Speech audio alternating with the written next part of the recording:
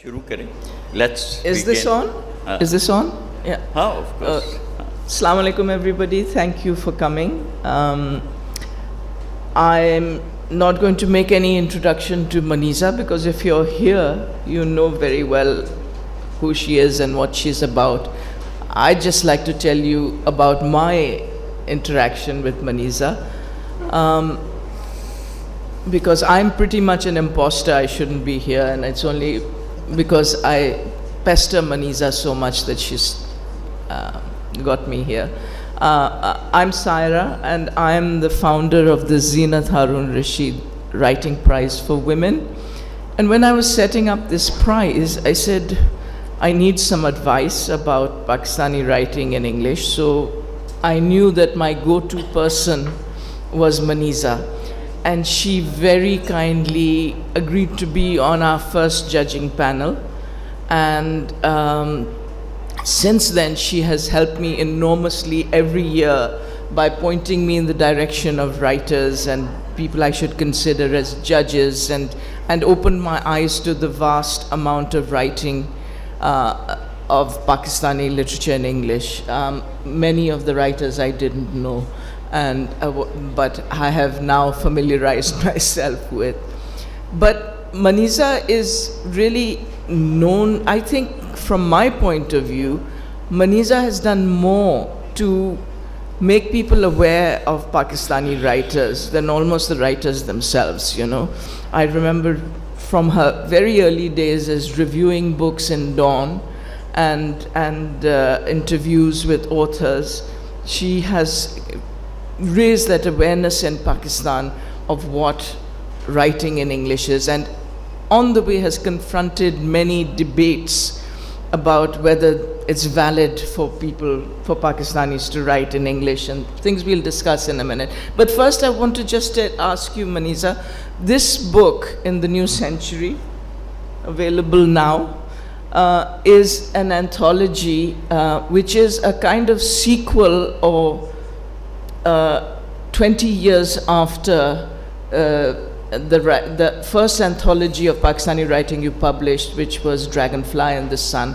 Can you tell me in what ways do you think the writing landscape has changed?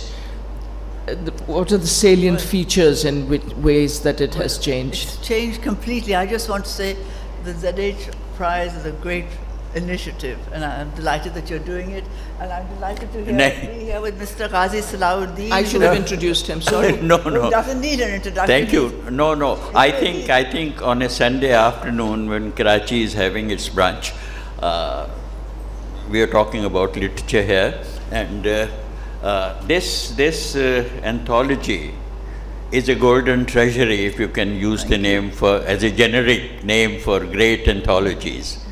And I love anthologies. It's so much. I mean, you can open any time. You can refer to an anthology like this and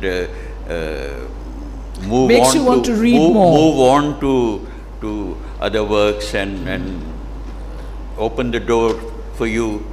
And so, आपने जो सवाल किया था, आ जाए उस पे. Well, the landscape has changed drastically. When I did my first anthology, Dragonfly in the Sun, actually there were quite a few writers who had emerged. I mean, you know, 1997, we Nadeem Aslam. Actually, and the other thing is, you know, the internet has also made us aware of prizes all over the world and what's happening in other parts. I mean, people like Nadeem Aslam had won awards in Britain. Nobody really knew. We had a few writers whose work I mean, people knew of Bapsi Sitwa.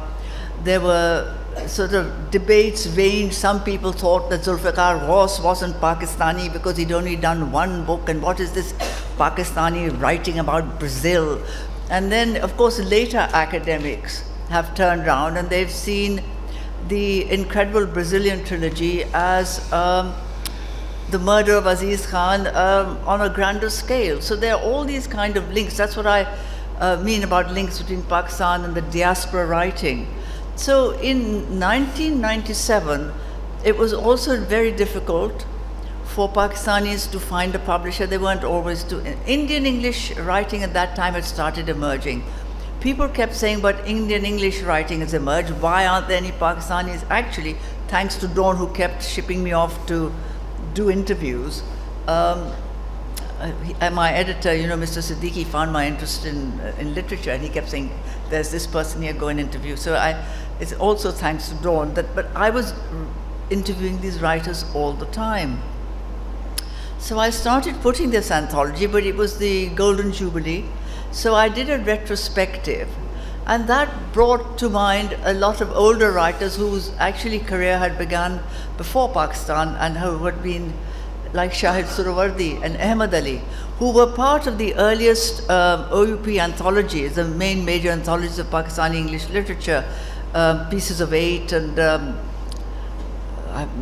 you know, all Wordfall and all those. But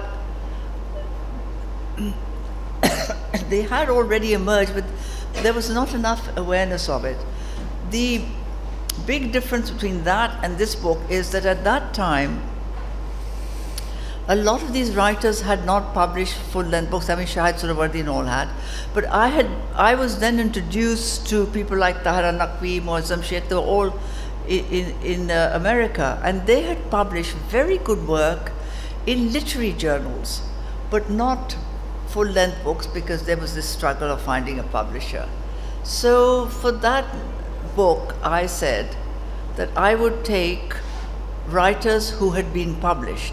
I would only take writers who had been published, but anywhere, but not, it didn't matter if they had written a full-length book or not. Now, of course, and I got, in the end, it was a retrospective done in chronological order, and I got 44 writers of Pakistani origin. I should mention you have doubled that amount in this anthology. That was about to say. Now I've got 84. And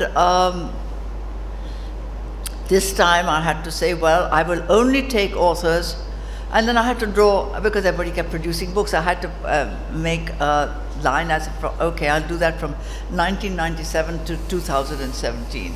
So I drew a line. Anyone who had published a full-length work by 2017, I would then publish. So I wouldn't take people who'd published in literary journals but had not done a full-length work, because I had to restrict now. And then I had to say, well, please try and restrict it to 1,000 words if you can. It didn't quite always work like that, because there were certain pieces which I felt were important and which were slightly longer, but I had to restrict the length.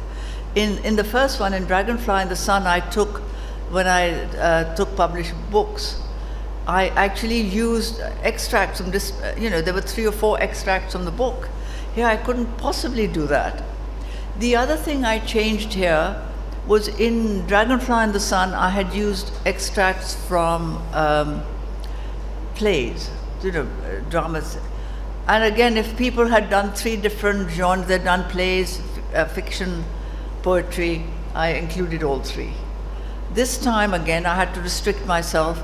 So I restricted myself to, if they had done prose and fiction. So if they had done prose and poetry, then I put both forms in. But for drama, I thought it would be, instead of doing, you know, 1,000 words of drama, you really don't get anything. I thought, well, let's use memoir essays. And I found all of them had written these fascinating, like Ayub Khan Deen, who's a famous British Pakistani poet. He's done an essay, The Play I Almost Didn't Write. We have one playwright who's getting Usman Ali in Pakistan. He wrote about how his play evolved. So Rukhsana Ahmad, who's in Britain, she wrote about how her plays, how you approached it, how you had to cope with not many people being interested, the formation of new drama groups. Then I used, of course, life writing like Sarah Soleri and all that. Oh, would it be correct to say that you that in the first anthology, there was a lot, I mean, there weren't that many prose writers. It was more geared to poetry, and in this anthology, you have got a lot more prose, both fiction and non-fiction. Well, yes, in those days, I mean, Pakistani English literature really began with poetry. That's how it took off. I mean, we had Ahmed Ali, but you had, you know, with the new voices were used, Tawfiq Rafat, Adrian Hussain, Salman Qureshi, some of whom are here and floating around this, not in this particular audience, but in the KLF today. And there was a great deal of poetry activity. I'm not sure why fiction wasn't, there was a lot of fiction being written, but it wasn't modern. They used an old-fashioned, and what this new generation, this Tawfiq Rafat and Adrian Hussain, they introduced a new voice, a new modern voice, a new contemporary voice. And then suddenly about 1980, it sort of starts changing. And again, it's all got to do, a lot of it, with who was willing to publish you. Bapsi was among the first. I mean, Zulfikar Ghaus actually was quite a pioneer, because he was in England, and he started writing, I think in the 60s, early 60s. And you know, one of the problems in Pakistani English writing is how to convey the experience of your world into English. You know, I just use a simple sentence always, because I think if in Urdu you read, Urdu, ladki ne jhukkar adab kiya, you've got her culture, you've got her provincial origin, you've got what she's all about. What do you say in English? She bowed. Well, she bowed. She raised her hand to her forehead. What does that mean? So to convey that simple sentence into English and to get an English-speaking audience to relate to it, that's a huge challenge. That is the main issue here. You have, I mean, this book certifies the growth and the sudden, I mean, in this anthology you have more writers than, in a shorter period than you had in the previous anthology, which covered a larger time period. Yes.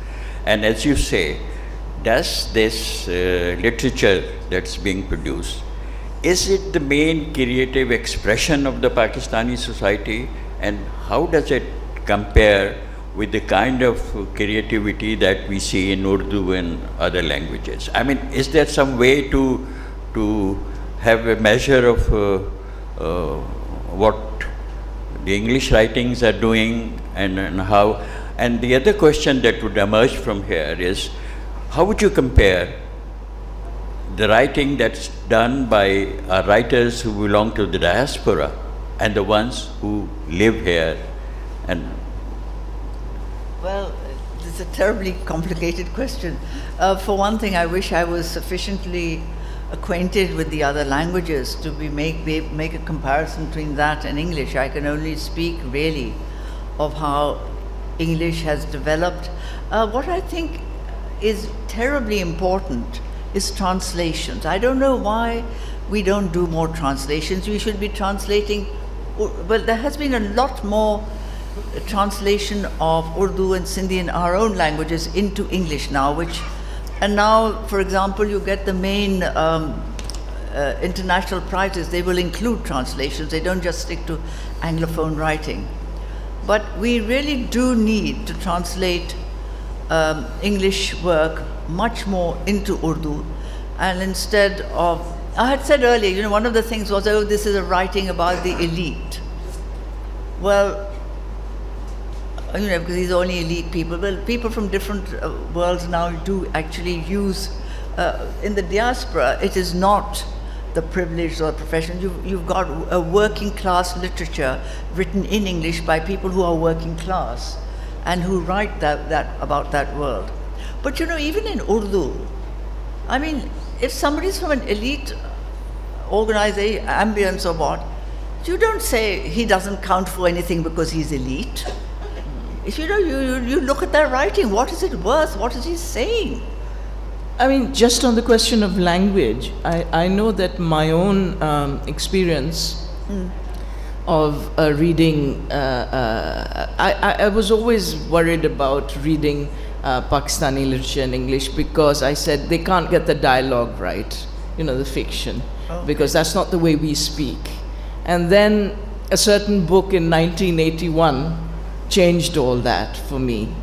And the nativization of English and creating that idiom where popular culture and popular phrases could be incorporated into English. And today I think somebody like Moni Mohsin, who you've included in this anthology, does it brilliantly with her Social Butterfly, which is literal translations of Urdu phrases into English.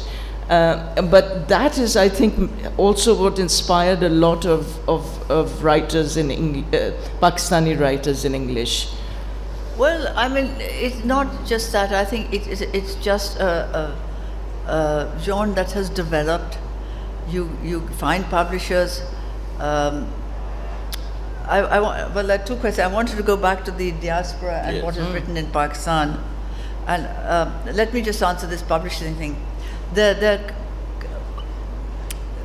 very interesting thing, I mean, I've noticed when you're judging a prize for an international jury, it's very interesting when you find, say, a European judge who will say, oh, this is a tremendously good book about some South Asian, and me and the fellow Desi will scream and say, no, it's awful. And the same with feminist writing, with women's writing, you often find women judges will say, oh, we think this is a good book, and the men will say, oh, we don't think it's special, or vice versa. So these kind of things also play a role in what works for a publisher. And one of the things that happened, I think, was not only was Pakistani writing started being published abroad and drawing attention, but you had a very vital publishing industry in India, and they started picking up a lot of authors.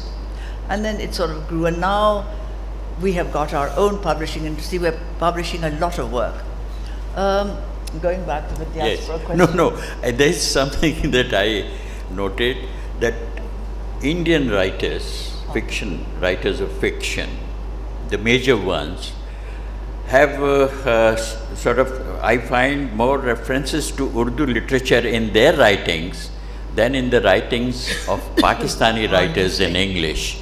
And then, of course, Vikram Seth has translated Ghalib's letters in verse. I didn't know that. In The White Tiger, there is all reference to Urdu poetry. In Custody is all about... yes, that is. Yes. So, how do you see it? I mean, the great sort of, the kind of impact that Urdu poetry has on our society, and then how it's part of how people express themselves.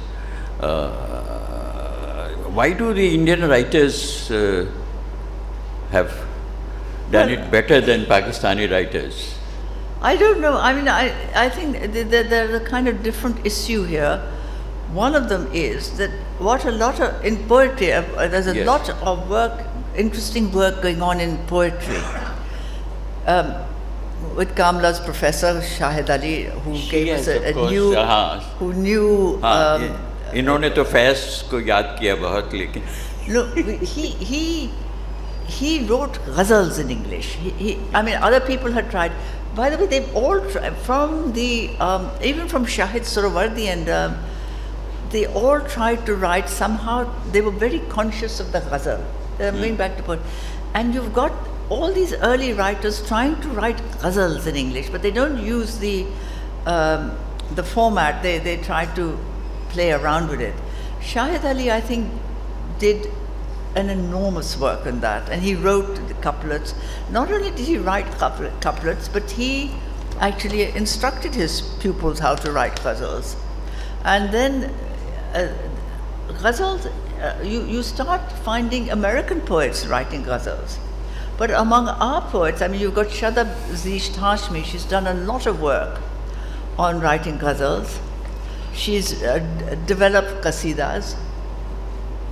Athar Tahir has written a poem called the Andalusian Qasida, which was because, you know, in Muslim Spain, the ghazal and the qasida were very much a part of the literary format, because in the Arab Muslim culture. And then what you have is that then you get the expulsion of the Moors from Spain, and then they wipe it all out. And so you've got them explore. There is there's one poet here. He has written a format. I think they've tried to write marsiyas. So you've got this kind of technicality, yes. trying to transmute that into English.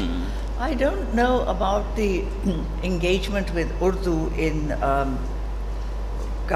I think some of them engage. There are references in your anthology. For instance, about Sara Suleri quoting Momin's couplet, "Tum mere paas hote ho goya, jab koi dusra nahi hota," and she has translated in a certain way. And there is another reference in a poetry in which there is Urdu poetry. Yes, Straight, plain, pure Urdu poetry with in the midst of the English. Yes, that was wonderful. That was Hima Raza, the late Hima Raza, who sadly died so young. She's written, one poem is called Us in Two Tones, which I've got here. So half of it is in English, and then it ends with, and another voice emerges. And I think the next line is Kaun Majnu Kaun Naila, isn't it? Anyway, she then goes into all these lines into Urdu, and then she reverts into English. And then she's got another poem which I've also put in, which is called Us in Translation. And so she's got half a poem in English, and then she moves into Urdu. So you do have a lot more input, but even in English, you do get people engaging with Urdu literature, engaging with. I think they do it quite a lot. But it would be difficult for a writer writing in English to depict a certain cultural environment. For instance, let me give the example of Atiya Hussein's Sunlight on a Broken Column. It's about a culture decaying, North India, Lucknow. Yes. That novel was translated by Intizar Hussain. I know. And that translation seemed to be the original one. I know. Rather than... Well, you know, I mean, I actually ran into him. I was meeting and he turned around to me and he said, मैंने ये किताब पढ़ी और मैंने सोचा, अरे इसको तो उर्दू में होना चाहिए, तो मैंने उर्दू में तर्जुमा कर दिया. Yes, and let me, I mean, it may not be relevant to this thing. Let me also refer to Dozakhnama. Dozakhnama was written in Bengali, translated into English, and then translated into Urdu. And the Urdu version appears to be the original one. But here is a Hindu Bengali writing about Ghalib and Manto, and then with entire kind of reference to Manto's stories and Ghalib's letters. Extremely impressive research, and then no Pakistani writer in English has mined that. I don't think that's quite fair, because they have, well, actually, Kamla's blinking at me. But we have two persons here who are in this book. But she did actually, I mean, I'm just mentioning her en passant, but she did actually incorporate an Urdu script into one of her novels. But actually, one of the things I've discovered among Pakistani writers is that a lot of them are actually multilingual or bilingual, and they write in both languages. Haris writes in Punjabi, Urdu and English. Pirzada Salman is here. Yes, he's in this anthology. He does, absolutely. And he writes in both languages. And he's in the book. Yes. Can I just get back to the book actually and what's in it, because I think people would like to know, because I found, I came across authors I was not familiar with. Well, can I just stop? I would just want to mention some other people who are translators. There's Tahira Naqvi, who's a very famous translator. There's Muazzam Sheikh, who translate. There are lots of English language writers. Muhammad Hanif translates. He's also bi or trilingual. So we've got a movement between languages, certainly. But anyway, let's go back to... No, I just wanted to say we should talk a little bit about what's actually in the book. Okay. Because that's what I think will make people really want to read it and buy it. And every school should have it, every college should have it as a reference point. जब हम बातें करते हैं, it's meant to be a conversation. Yes. And so we can sort of... No, but I did want to talk about, because there's some such spectacular pieces of writing in this book. And I'd like to just mention, this goes back to diaspora writing as well, and because I just did a quick calculation that of the prose pieces in this book, 28 pieces are not set in Pakistan, and 31 are set in Pakistan. Oh, okay. And I was just wanting to talk about the question of resonance of Pakistani readership with diaspora writing and with writing writing stories set in Pakistan. This is of prose I'm talking now. And for me, there are so many pieces that speak to me so directly, which have so much resonance. Especially there are 3 stories that come to mind immediately, which are set in Karachi, because I'm a Karachiite. I mean, Umar Shahid Hamid writes in Karachi. Akila Ismail has written a brilliant piece called "These Are the Streets Where We Died," about the assassination of her sister in Orangi. And Bilal Tanveer writes about the bomb at Kant Station. So these are things that we can understand and write as a native Pakistani readership. Do you think that diaspora writing has the same kind of resonance for a readership here? Well, I mean, frankly, these days it's not always easy to define who's diaspora and who's not, to start off with, because everybody's traveling. You have people who grew up in... No, stories that are set in Pakistan than those that are not set in Pakistan. Well, I don't, you see, I've never seen literature in this way. I mean, I know literature was about rediscovering, it wasn't, my engagement in literature was in a way personal, discovering oneself. But to me, literature has made me discover other worlds. And if you write about Pakistanis living abroad and they write their own experience, how does that not relate to you? I don't understand. Because now we're all dispersed. Bilkul, it does relate to us. We've all got children or relatives who are living abroad. Yes. Some of those experiences are often not expressed. Yes, I should mention that Kamila's piece has a lot of resonance, which is about being grilled by an immigration officer. It's from Home Fire, I think. Yes. And it has a lot of resonance for anybody who travels between the two countries. No, well, it's not just that. It's not just that resonance. It is an experience. And the other thing that they say is about diaspora writing. I mean, supposing you've got someone completely diaspora. The criticism I often get is, why do you include Hanif Qureshi, who says he's, because he's. In fact, even when I interviewed him, he said, I am an Englishman, which he is. But then he's got Umar Qureshi as his chacha, he's got his father, Rafiul Shah, who works in the Pakistan High Commission, and he incorporates all this into his work. So how can you separate, not all his work, but some of his work? He quotes Marquis' poems. He has a, you know, and it is a very integral part of him. No, So it- I think you need to understand this complexity rather than focus on what is here and what is there. I think it. No, no, but when you speak of Hanif Qureshi being here and the questions that could have been raised, how about homeland elegies that Zahid Akhtar? Zahid Akhtar? Ayaz, eh? Ayaz Zahid Akhtar, yeah. Ayaz Akhtar. Shouldn't he have been here in this? I expect, you know, there are people who should or should not have been there. Because homeland elegies is it's remarkable. No. Now, I can't remember, quite honestly, working on these 84 things.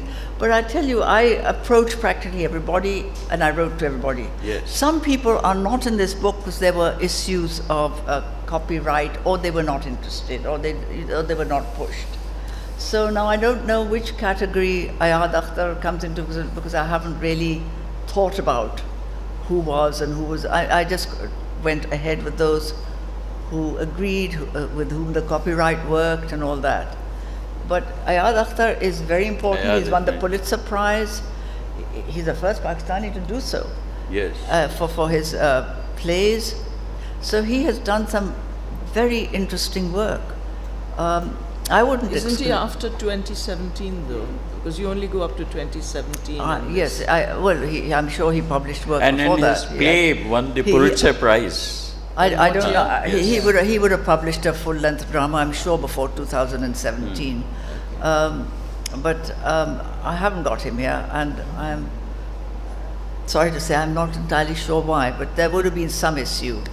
But these are difficult decisions, all No, right, they're yes. not particularly difficult decision. I reach out to anybody who is of Pakistani origin, wherever they live. We've got, I mean, hardly anyone has heard of Wayne Ashton. Wayne Ashton, actually his family belongs to Karachi's. I think he took on his stepfather's name, became Ashton. I think his book is dedicated to the Azam family, which is very much here. And he writes about East Pakistan, which no one else has. I mean, before it sort of became 1971. Yes.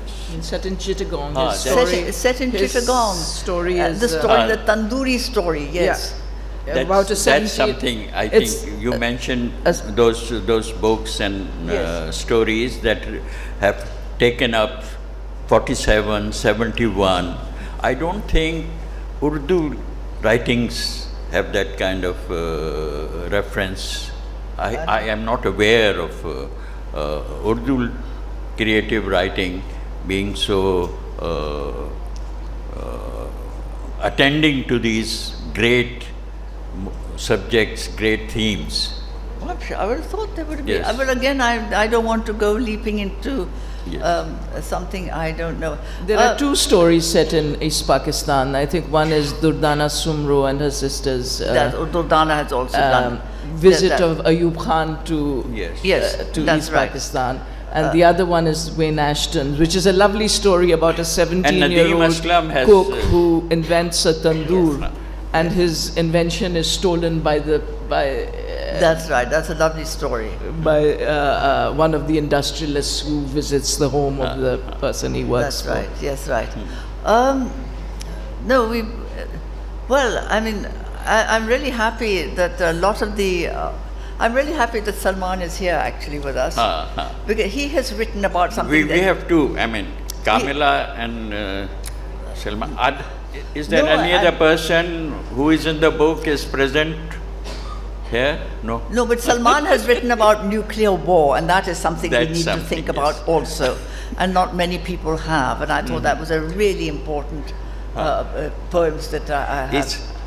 Is there something different in the writings of those who write bilingually, write in both languages? No, I don't find something different as Yes. well in some. Well, I mean, for example, we've got Musharraf Ali Farooqi. Yes. Now he's sort of, rather than he's He does translated bring Mr. Afzal, a hasn't certain. Musharraf has translated your work. Musharraf. He writes in both languages. Musharraf Farooqi. doesn't he? But he's translated you also, hasn't he? Rococo and his brothers. It's a wonderful piece of work. But he's moving things. He does dastans, and he's doing dastans in English. Not only does he translated Amir Hamza. Amir Hamza and so on, but he's actually written a dastan in English based on these forms. What he's got here is a piece from his novel called Clay and Dust, which he uses the old, two old-fashioned people. One is a wrestler and one is a courtesan, and the kind of culture to which they belong, and how that kind of has changed, and it becomes commercial and different. And whereas in the old world it was a different, courteous, sort of more respected culture. And so you get this kind of intersection in quite a lot of work. Some people, I wish someone, well, I wish actually Sarwan is also here because he writes in English and in Urdu. Sometimes I have been told, not by him but somebody else, that because Urdu has certain restrictions that you must write like this, he found English was more liberating. Some people, maybe it works conversely, that English has certain rules that you find more liberating. You don't have to use in Urdu or Punjabi or any other language, or Pashto. I don't know. These are very complex issues. It is. No, there are some writers who were initially writing in English, and they also then started writing in Urdu. And there are others who initially were writing in Urdu and then shifted to the example of Amir. Amir, yes, Amir. Yes, and there are others who were. Well, yes, Amir, well, that's an interesting diaspora tale. Yes. Because he goes to England from here, English medium. And then suddenly this urge, this desire to. He learns Urdu, Yes. and then I've forgotten who encouraged him, he's then encouraged, why don't you start writing? Because he knows a little Urdu, and then he starts writing in Urdu. And then the other interesting thing he does is he transmutes or translates his Urdu stories into English. And there are kind of subtle differences. And that was the Bapsi Sitwa story here, incidentally, is about turning her film Ice Candy Man, turning my novel into a film. And again, when it's being filmed, she's saying, but why haven't you got this and why haven't you got that? And she's told, no, in a film it doesn't work. Yes. And so this transmutation, again, from one medium to another, of what you leave out, of what you put in, and what you add. Now, when she did Water, which was originally Deepa Mehta's film, which is very rare, usually novels are turned into films, but she turns a film into a novel. And then she adds a whole lot of details into it. Although the piece I've used is about transmuting Ice Candy Man into Earth. And Go ahead. Yeah, no, I was just talking about, so I've tried to use a different kind of stories and life writing. Tariq Ali, it's kind of an essay actually, rather than a sort of person. It's Cervantes and our time, his time and ours, and how about changing worlds and adjusting to, and he's written about, it's personal and it's not personal. I've also expanded that because life writing now expands, it includes newspaper columns, it's sort of expanded just from being a memoir or autobiography. And Zulfikar Ghaus writes about contemplating butterflies and what that evokes, and then it evokes literature and Shakespeare and so on, and then his novel. Yes. No, I was wondering, because this is the launching of this book also, if it were possible to have some readings from it, and only poetry could be Yes, why read.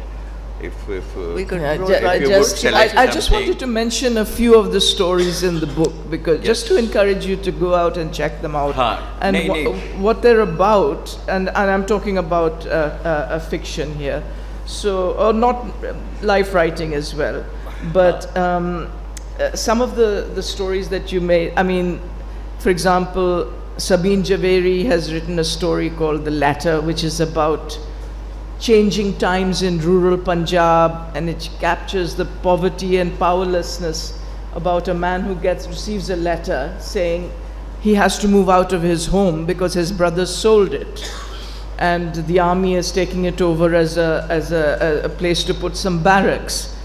Shazaf Fatima has written a very funny story called How Harun Tied the Knot. And her use of language is again very interesting because she uses a lot of Pakistani idiom in it. But the one I'd like to do a reading from, if you don't mind, again, as I said, the Karachi ones that speak to me, is a piece from.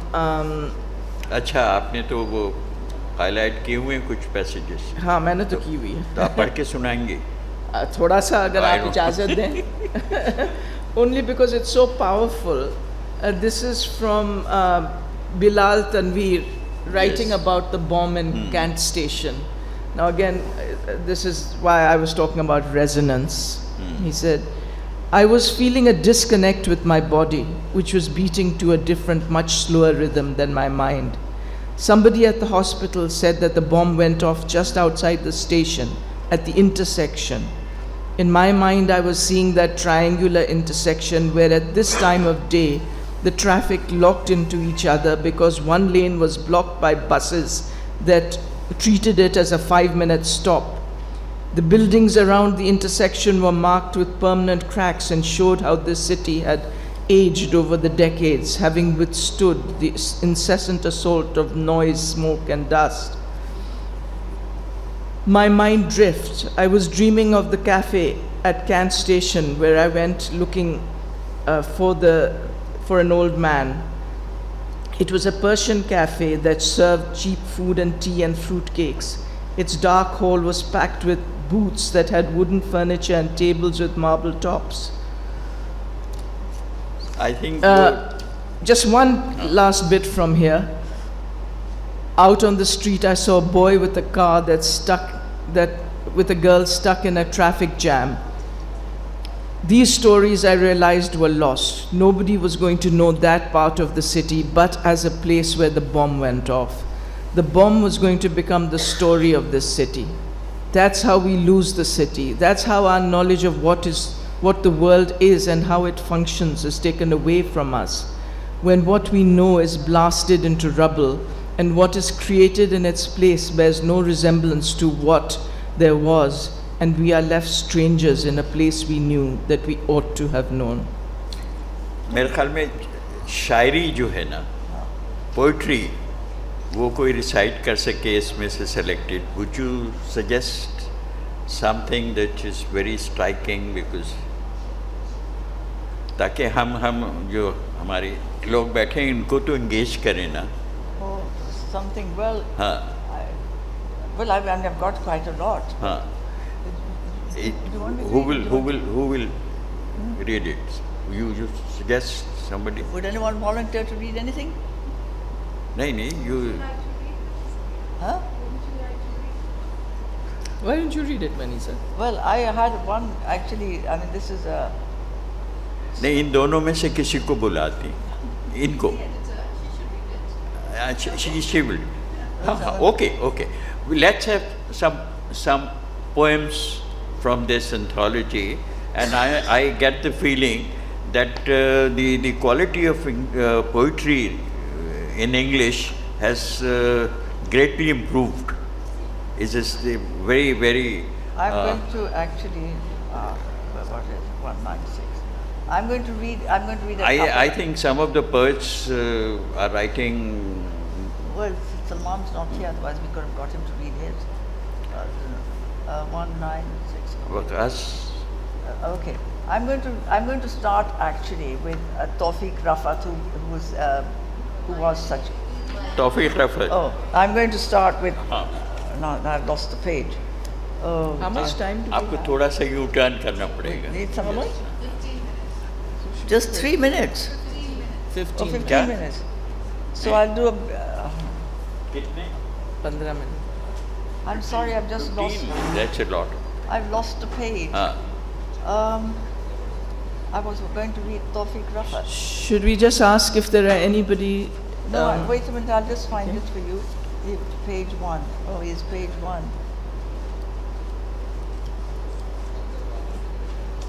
Here we are. Well, this is page 1. I mean, this is Tawfiq Rafat. He was the great pioneer. And it's actually, I thought I'd read it to you because it's called Karachi 79. Yes. A strange love affair between the city and me. I can't stand it for more than a few days at a time. Yet, every 10 years or so, it extracts its poem. Taller and taller, its buildings are getting, and its citizens smaller and smaller, and the blotches of greenery spreading like a rash. The year I've brought my weather with me, rain and plenty of it, my relatives here have had to be evacuated by a naval boat. When they planned this city, they forgot the sewers, or it was never planned. House was added to house and street to street, till it got out of hand. Well, here it is, and here I am, circling each other again. The question is, who's going to get to spit first in the other's eye? Very good. Another one. I was going to throw open the questions, but if you have another reading, please. No, there's just No, one no. more Let's have another I want poem to move after because that. this is slightly longer, but it's. This is Imtiaz Dharkar. I'm going to. Oh yes. Who has again a multiple kind of identity because she was born in Lahore, she grew up in Glasgow, then married an Indian, then came back to India, married a Welshman who sadly died. And this is from after he, it's called Tal.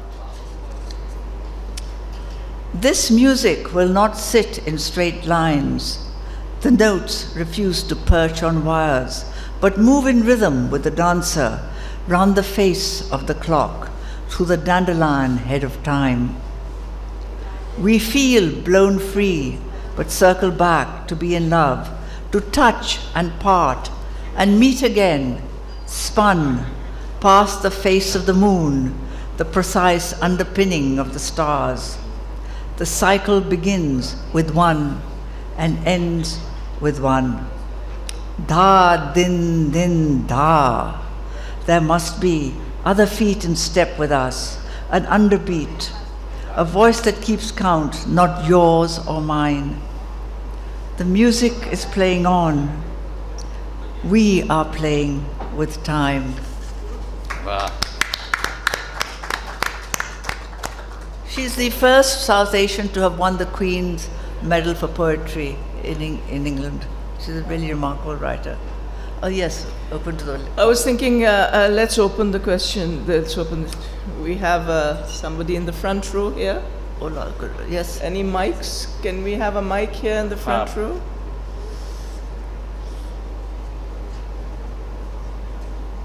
Idhar. So I just wanted to add to the topic of translation. Yeah. Because, can you hear me? It's not on. It is on. Okay. Yeah. So, you were talking about translation of the English work into Urdu. So I think the reason we see I'm sorry, more I can't hear. Translation of? English literature in Pakistan into Urdu. I think that's what you were talking about Yes, earlier, yes. right? So I would want to bring to your attention the need to translate the provincial fiction in Sindhi, Punjabi, so on, into English to add to the English literature. Because I see that coming from India. A case in point being the book Khachar Gochar by Vivek Shambhag. So it's been translated from Kannada language into English, and that's how we got to read it. So, you know, if we could do that here, I don't think fiction writing in Sindhi and other provincial languages is being translated into English. And if it is, you know, do you know about it?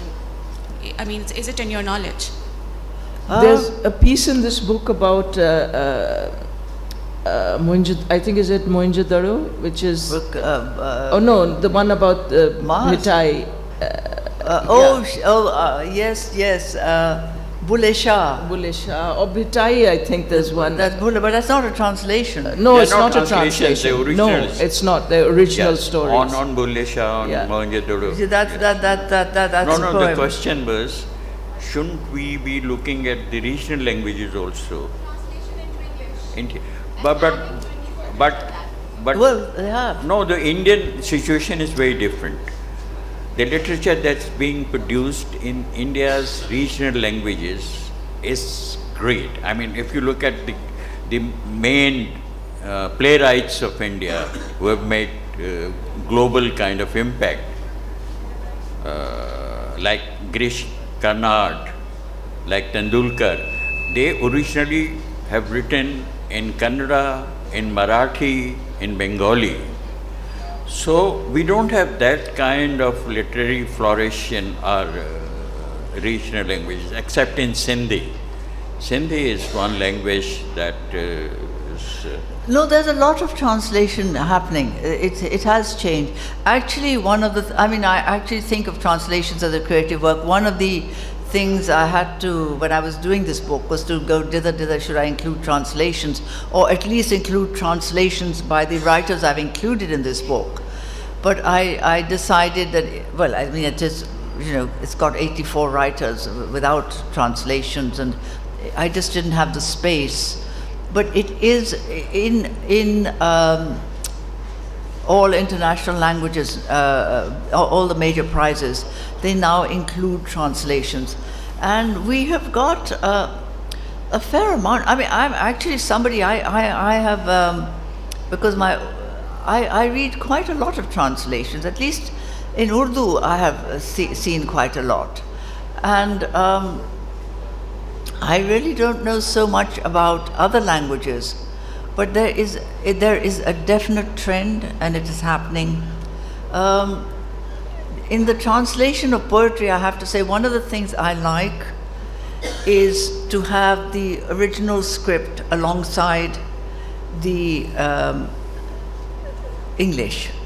In India, because hardly anyone reads Urdu anymore, they're doing a lot of work and translate. They've done a lot of books. I was reading, in fact, I reviewed a wonderful book on Mir called The Hidden Garden. But I think that was the book. But what they do is that they use Romanized Urdu, which I find very difficult. You know, it's very nice when you can read the original with the translation. You can do it in poetry. I think with a novel or fiction, it would get very difficult.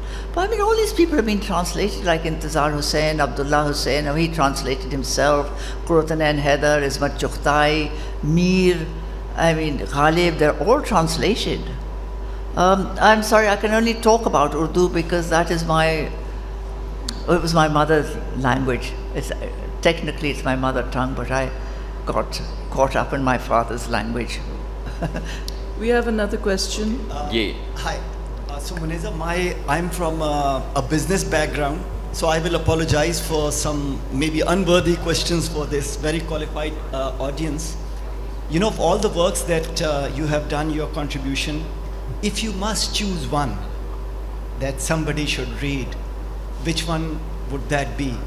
And if I may complete my question, and in the same vein, if you must choose 2 or 3 books of Pakistani authors, which one those would be? And I know I'm putting you in a Listen, I have often been asked my favorite author, and my answer is completely nepotistic. I love best the books written by members of my family. It's not just one, but a lot. I mean, those are the best books. Read them all.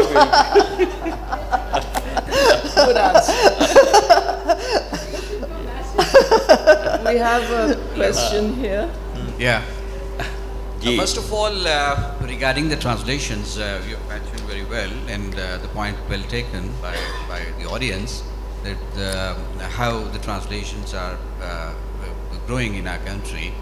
But I think burdening a writer like you with the translations, I think this is expecting much more from an original writer, because a person who is translating must understand the nuances of socio-cultural aspects of the original works. If he or she knows the original nuances and the original connotations and implications of the work, only then he or she will be able to translate that work in another language. And that then again comes the ultimate and the good grasp of that, both the languages the writer is doing justice to. Secondly, I just want to appreciate your contribution to the Pakistani English literature in writing so much about English in Pakistan. And I just want also to appreciate as a brother, because beneath a large banyan tree, a small, plants can't grow. But your legacy is very strong. And I've read Kamila a lot, and I've come to the conclusion that her rise in her own right beneath you is a credit that you must also take, and you should be proud of as a mother and as a writer as well. Thank you very much. I just want to quickly interject to say there are no translations in this. No, I understand. No. I understand. I was actually talking to the point taken and the discussion that was going on. Hello, I want to know that what was the process of selecting all these poets and authors you included in your book? Did you mention it that, did you consult any certain publishers, or what was the main, process of selecting all these authors, or did you know them already, that they have written in English and they have written very good and they were famous? Is it the process, or did you consult someone about it? No, I didn't consult anyone. You see, I've been working in this. Before this, I had done a literary history called Hybrid Tapestries, the development of Pakistani English literature. And every year I also do, for the Journal of Commonwealth Literature, I do a, it changes names, Literature, Critique and Empire today. But anyway, every year I do a bibliography of writing in Pakistani, so that includes translation, poetry, fiction. I do an essay. So a lot of the books happen to come my way because of this, both because of, and so I did know, I mean, when you're looking out for something like this, then you obviously discover new things, new writers suddenly pop up, or you find, oh goodness, I didn't know that this work had happened. But the process actually was me writing to people saying, please, can you contribute? Sometimes me seeing a piece and saying, oh, this is a piece I'd like to contribute. And then with OUP would then negotiate the copyrights and so on. Some people didn't, as I said, some people didn't answer, and so one couldn't do anything. Some people, there were copyright issues, but the basic process was approaching people directly, or just sending out a letter saying, I'm interested in this, if you know anyone.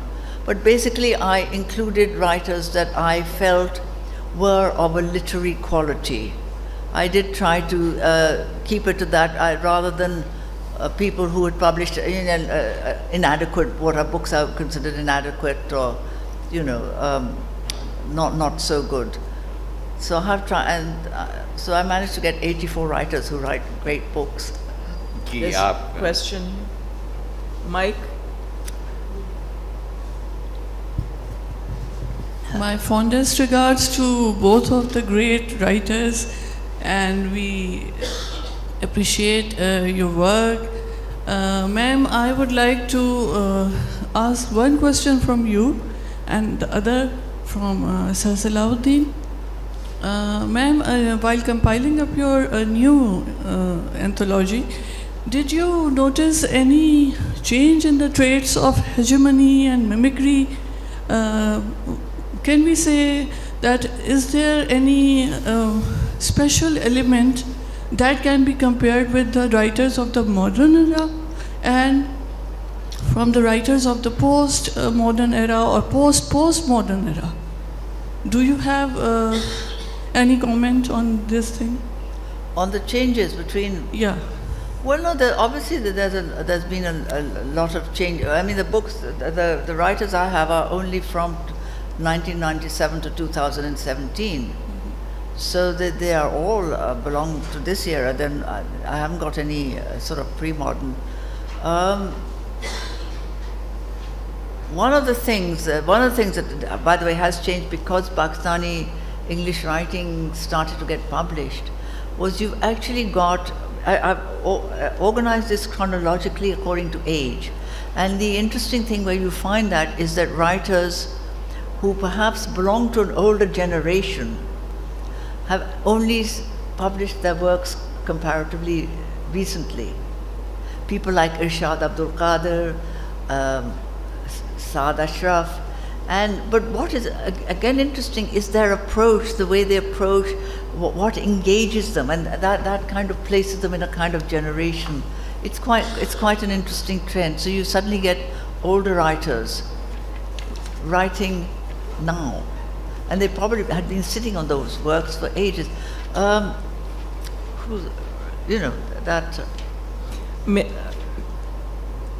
Okay. My other question is from Sir Salahuddin. Sir, but I don't think...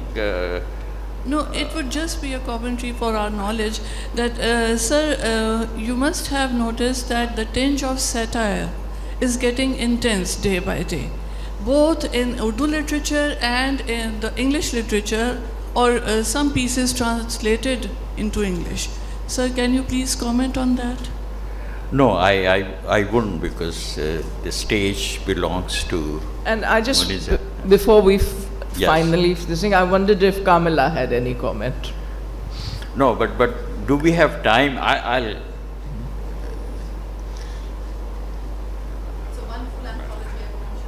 हाँ नहीं, मैं आपसे बात कर लेंगे फिर अभी, लेकिन in fact our time is over.